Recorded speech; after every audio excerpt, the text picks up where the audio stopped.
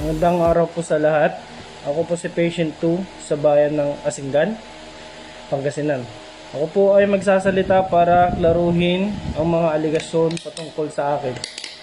Magmula po na ibinalita ang epidemya ng COVID-19, nagdeklara rin po agad ang kumpanya namin ng lockdown.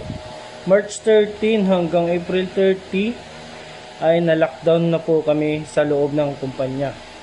46 days po kami doon.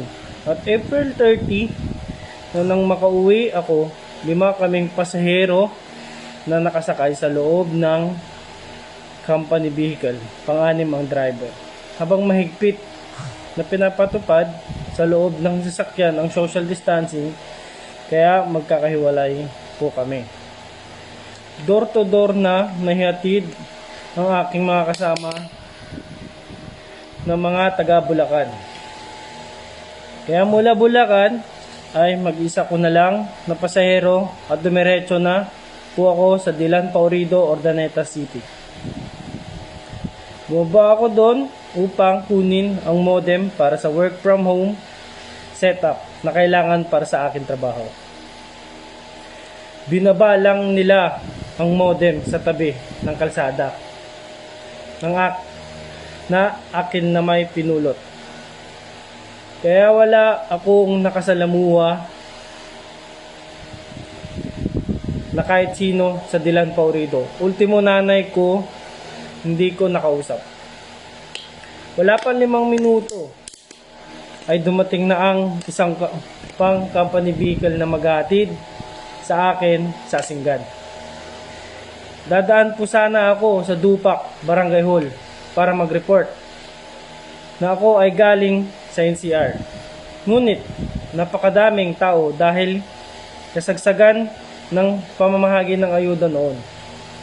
Kaya nagdesisyon po ako na umuwi na lamang muna sa bahay ng asawa ko.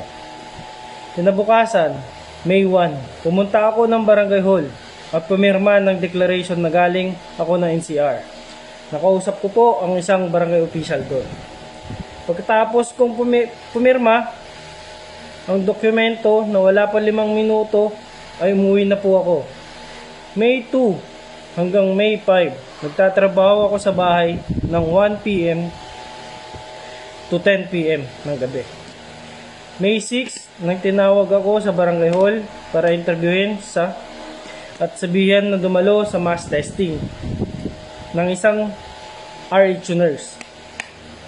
Pagkatapos po ng interview, umuwi na rin po ako agad.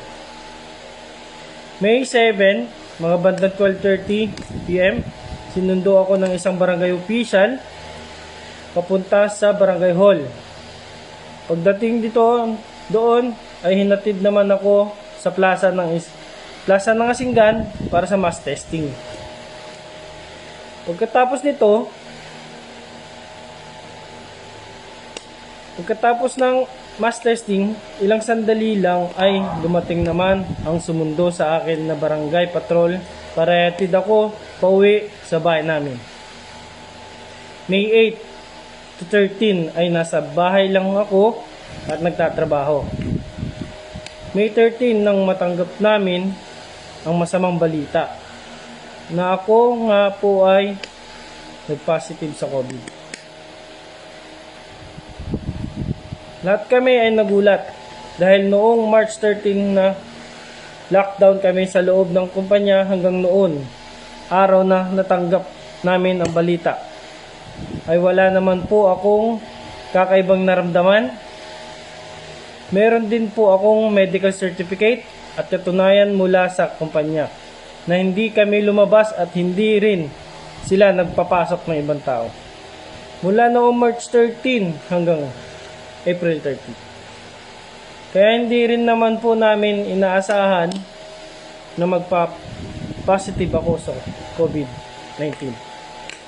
May 13 po ng hapon ay dumating ang opisyal ng barangay at RHU Asinggan para i-swab test ang mga kasama ko sa bahay.